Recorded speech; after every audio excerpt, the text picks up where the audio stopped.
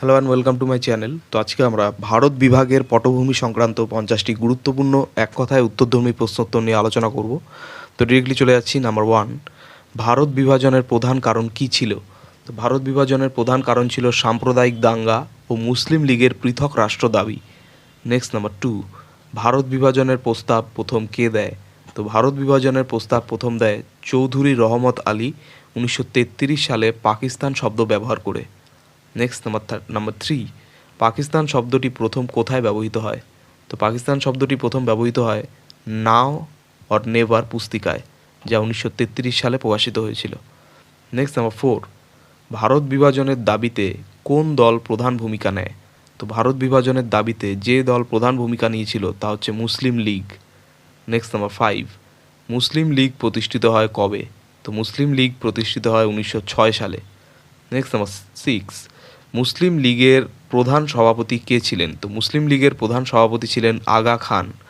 Next number 7, Pakistan রাষ্ট্র গঠনের প্রথম আনুষ্ঠানিক দাবি কবে করা হয়? তো পাকিস্তান রাষ্ট্র গঠনের প্রথম আনুষ্ঠানিক দাবি করা হয় 1940 সালে লাহোর প্রস্তাবে। নেক্সট নাম্বার 8, লাহোর প্রস্তাব কে উত্থাপন করেন? তো লাহোর প্রস্তাব উত্থাপন করেন কে ফজলুল হক।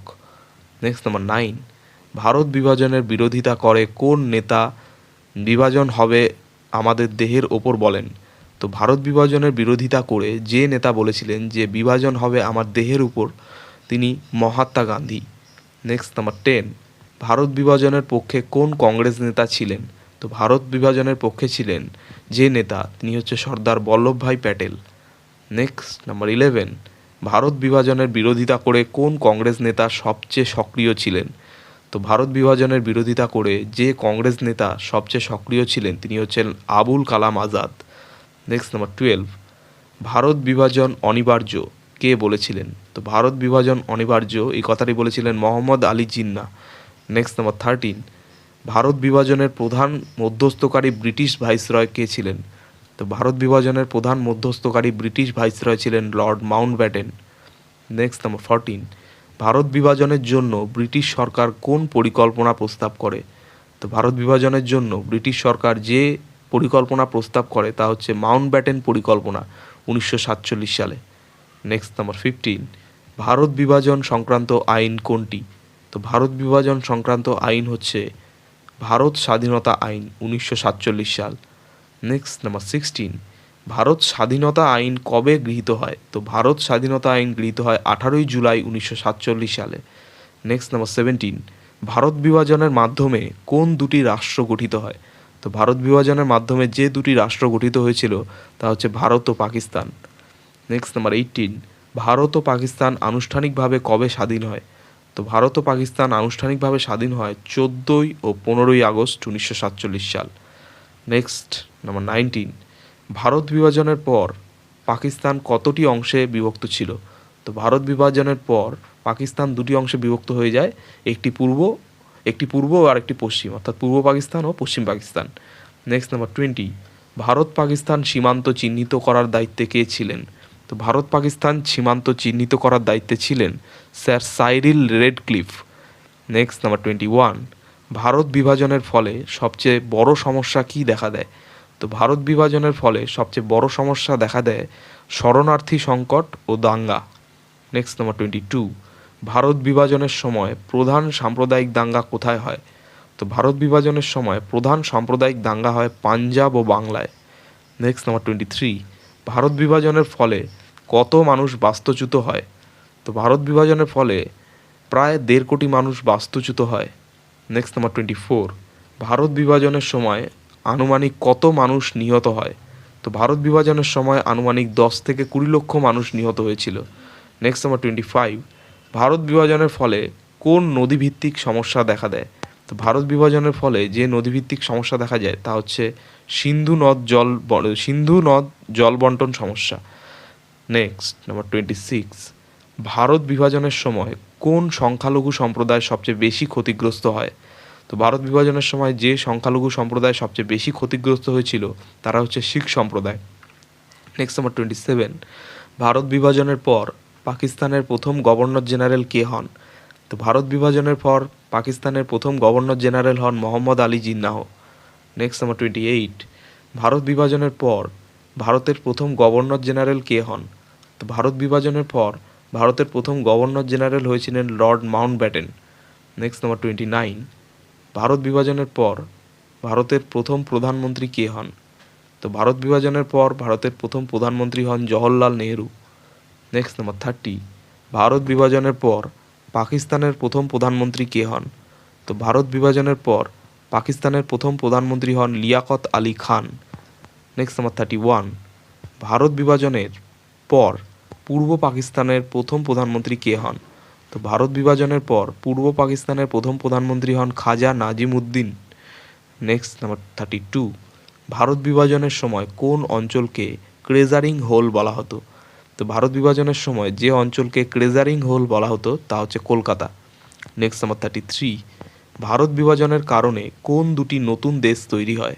তো ভারত বিভাজনের কারণে যে দুটি নতুন দেশ তৈরি হয় সেটি হচ্ছে ভারত ও পাকিস্তান। নেক্সট নাম্বার 34, ভারত বিভাজনের ফলে কোন দুটি রাজ্য সবচেয়ে বেশি বিভক্ত হয়? তো ভারত বিভাজনের ফলে যে দুটি রাজ্য সবচেয়ে বেশি বিভক্ত হয় তা হচ্ছে পাঞ্জাব ও বাংলা। নেক্সট নাম্বার 35, ভারত বিভাজনের ফলে কোন রাষ্ট্র সমস্যা শুরু হয়? তো ভারত বিভাজনের ফলে যে রাষ্ট্র সমস্যা শুরু হয় তা হচ্ছে কাশ্মীর সমস্যা। নেক্সট নাম্বার 36, ভারত বিভাজনের সময় কোন বড় শহরে ভয়াবহ দাঙ্গা হয়? তো ভারত বিভাজনের সময় যে বড় শহরে ভয়াবহ দাঙ্গা হয়েছিল তা হচ্ছে দিল্লি। নেক্সট নাম্বার 37, ভারত বিভাজনের ফলে কতজন মানুষ বাস্তুচ্যুত হন? তো ভারত বিভাজনের ফলে প্রায় 1.5 কোটি মানুষ বাস্তুচ্যুত হয়েছিল। নেক্সট নাম্বার 38, ভারত বিভাজনের সময় মহাত্মা গান্ধী কোথায় ছিলেন? তো ভারত বিভাজনের সময় মহাত্মা গান্ধী ছিলেন কলকাতায়। নেক্সট নাম্বার 39, ভারত বিভাজনের পর কোন দেশ ভারতের বিরুদ্ধে প্রথম যুদ্ধ ঘোষণা করে?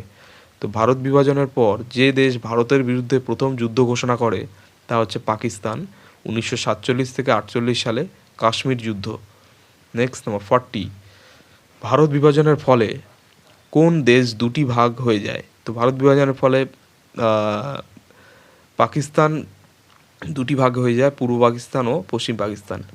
নেক্সট নাম্বার 41, ভারত বিভাজনের পর কোন রাজনৈতিক সংকট তৈরি হয়? তো ভারত বিভাজনের পর যে রাজনৈতিক সংকট তৈরি হয় তা হচ্ছে কাশ্মীর সমস্যা। নেক্সট নাম্বার 42, ভারত বিভাজনের পর কোন চুক্তির মাধ্যমে পানি বিতরণ সমস্যা সমাধান করা হয়? তো ভারত বিভাজনের পর যে চুক্তির মাধ্যমে পানি বিতরণ সমস্যা সমাধান করা হয় তা হচ্ছে সিন্ধু জল চুক্তি। নেক্সট নাম্বার 43, ভারত বিভাজনের পর কোন দুটি দেশ একে অপরের সাথে শত্রুতাপূর্ণ সম্পর্ক বজায় রাখে? তো ভারত বিভাজনের পর যে দুটি দেশ একে অপরের সাথে শত্রুতাপূর্ণ সম্পর্ক বজায় রাখে তা হচ্ছে ভারত ও পাকিস্তান।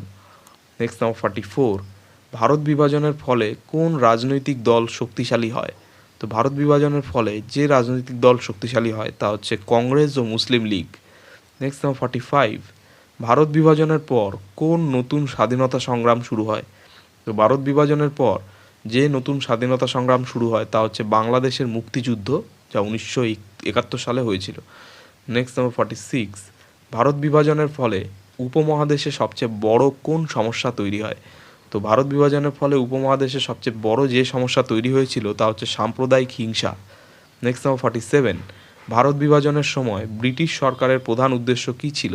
তো ভারত বিভাজনের সময় ব্রিটিশ সরকারের প্রধান উদ্দেশ্য ছিল দ্রুত ভারত ত্যাগ করা।